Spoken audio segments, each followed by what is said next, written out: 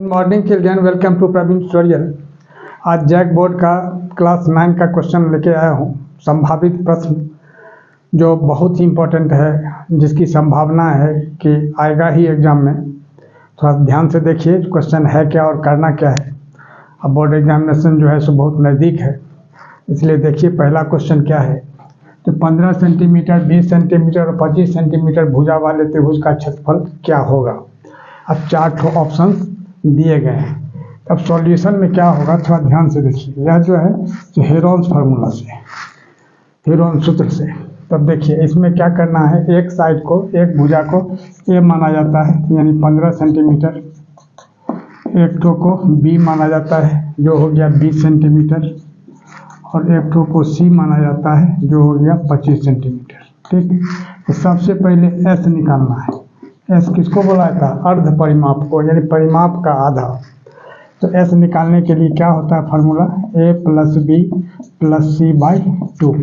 ठीक है, अब ए कितना है 15 सेंटीमीटर, अब प्लस बी कितना है 20 सेंटीमीटर, अब प्लस सी कितना है 25 सेंटीमीटर बटा 2। यहाँ एक ही 7 सेंटीमीटर आप लिख सकते हैं।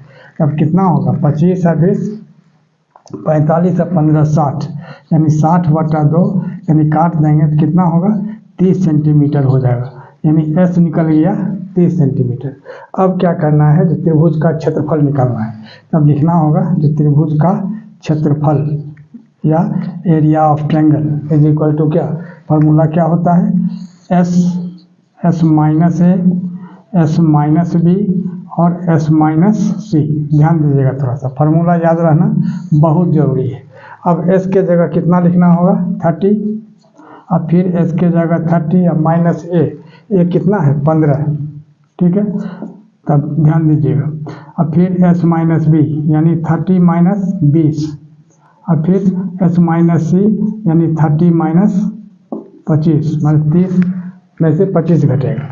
अब ध्यान दीजिएगा थोड़ा सा, अब यहाँ क्या होगा, ये तो 30 हो गया, और 30 में से 15 अगर हम माइनस करते हैं तो कितना होता है 15 हो जाता है।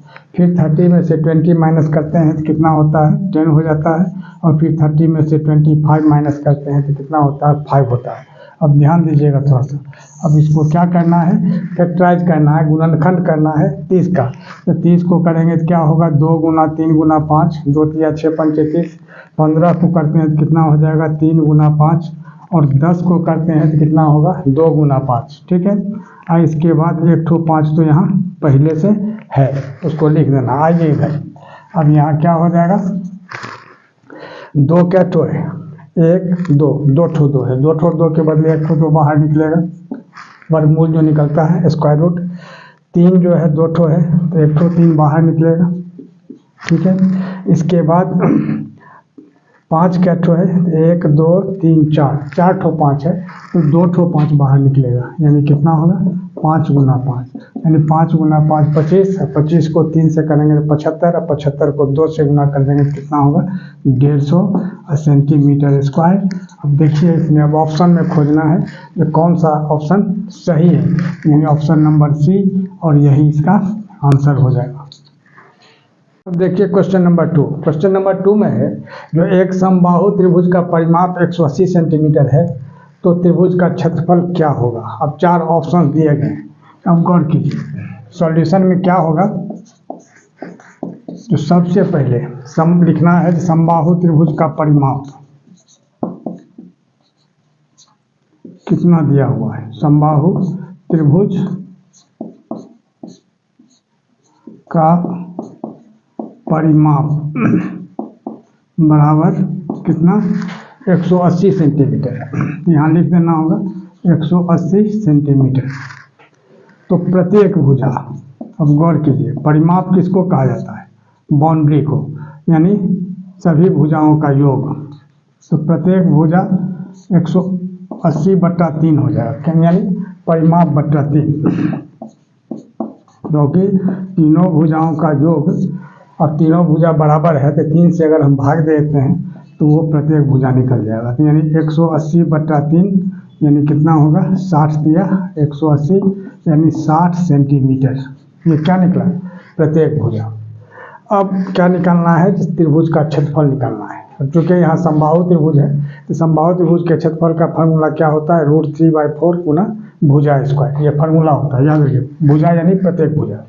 अब ध्यान दीजिए, अब इसलिए यहाँ लिखना होगा क्या चीज, समबाहु त्रिभुज का क्षेत्रफल, समबाहु त्रिभुज का क्षेत्रफल बराबर कितना, तो √3/4 गुना भुजा स्क्वायर। भुजा का मतलब क्या, प्रत्येक भुजा का स्क्वायर।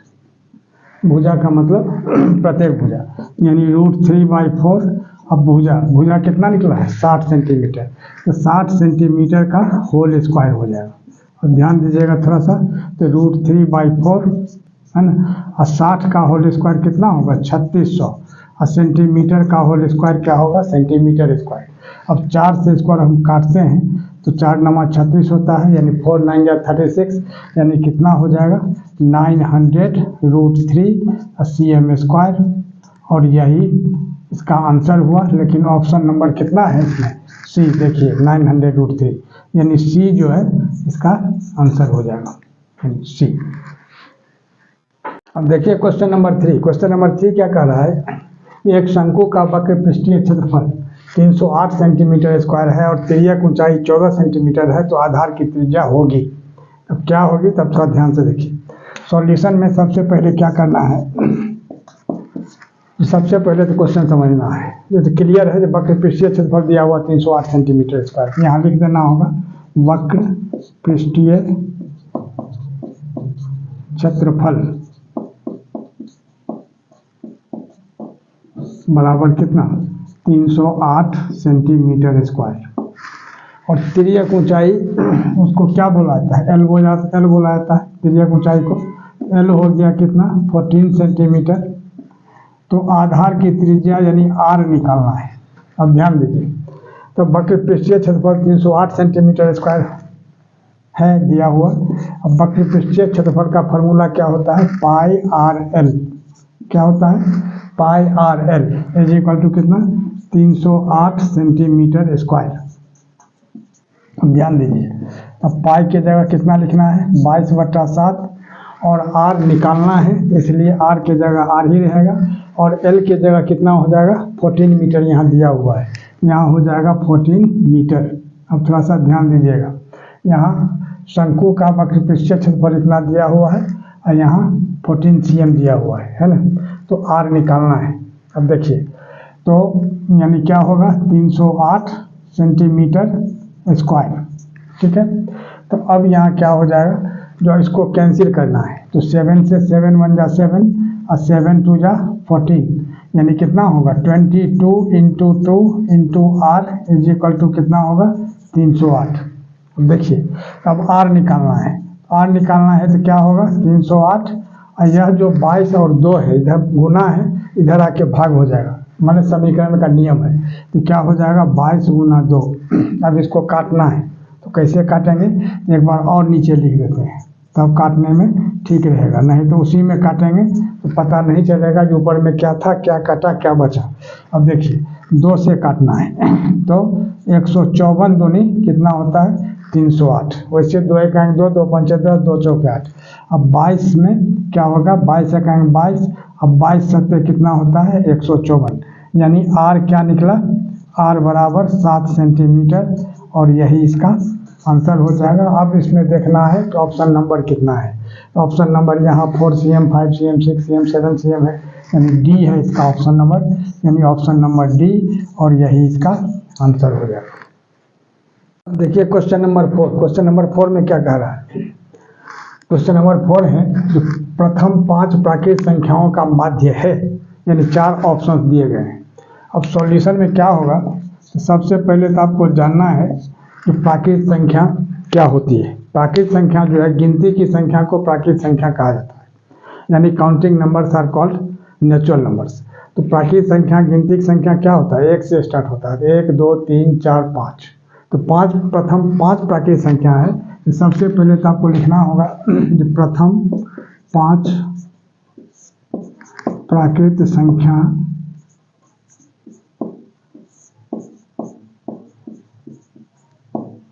हैं, क्या क्या है, तो सबसे पहले लिखना होगा 1 2 3 4 और 5। ठीक है, अब देखिए ध्यान देंगे, यही है प्रथम 5 प्राकृतिक संख्या। अब निकालना है माध्य इसका। तो माध्य का फॉर्मूला क्या होता है, ध्यान दीजिएगा थोड़ा सा। माध्य का फॉर्मूला होता है जो प्रेक्षणों का योग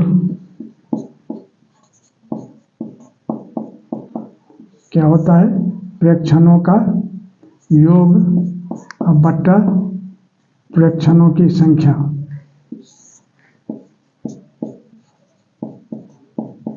प्रेक्षणों का योग बटा प्रेक्षणों की संख्या। अब देखिए प्रेक्षण क्या क्या है, यही सब है 1 2 3 4 5। प्रेक्षण कहा था किसको, ऑब्जर्वेशन को, है ना। अब देखिए यानी क्या होगा 1 + 2 + 3 + 4 + 5 बटा कितना, प्रेक्षणों की संख्या कितनी है 5, यहाँ हो जाएगा 5। अब गौर कीजिए, अब इस सब को ऐड करना है। 5 4 9 3 12 2 14 1 15 5 4 9 3 12 2 14 1 15 यानी 15/5। 15/5 यानी 5 3 जा 15 यानी माध्य बराबर क्या हो जाएगा 3। अब देखिए 4 ठो ऑप्शंस दिए गए हैं। अब ऑप्शन में क्या है, ऑप्शन नंबर कितना है, बी है, इसलिए ऑप्शन नंबर बी और यही इसका आंसर हो जाएगा। और इसी तरह इम्पोर्टेंट क्वेश्चन का सीरीज लगातार हमारे बीच चलता रहे, इसके लिए आप लोग लाइक शेयर और सब्सक्राइब जरूर करें। धन्यवाद।